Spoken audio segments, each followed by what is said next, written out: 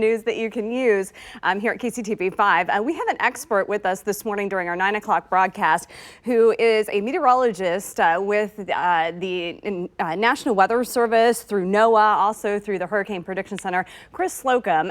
He's an atmospheric science, same as me. I'm a meteorologist here in Kansas City. Good morning to you, Chris. Thanks for joining us here in Kansas City. Hello, thank you for having me. We can talk about something different that rotates. Yes, that would be great.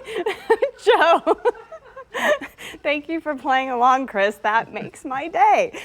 We are keeping a close eye. I know even just this morning, I was looking at some of the updates coming in from the tropics. There's, what, 3 different systems that you're keeping an eye on right now in the tropics. Can you give us an early estimate of what you're forecasting for the hurricane season? Yeah, so it's amazing that we're already at the 11th named storm for the season, shattering the 2005 record.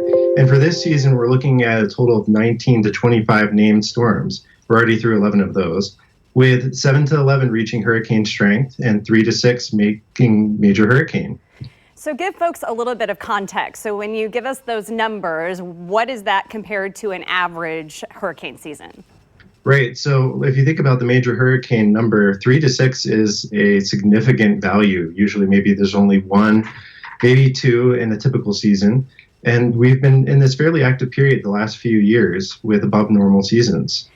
And one of the questions that I have for you, Chris, I'm sure you guys just feel a little bit different heading into the season, given the pandemic, obviously. And I imagine that just the heightened awareness of what folks would normally do if there was a hurricane headed towards their location, all of those plans, advanced planning, may have different locations, different tracks than what they would normally be, given the pandemic that's going on. Do you guys have just a different pathway about how you're tracking these and how you're going to help keep people safe as we're heading into the season?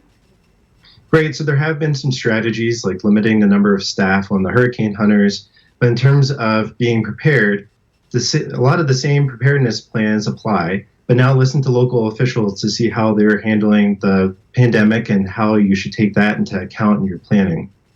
I know one of the things as a meteorologist here in Kansas City that we've certainly noticed with less airplane traffic and less observations that are happening that sometimes would happen hour by hour, minute by minute.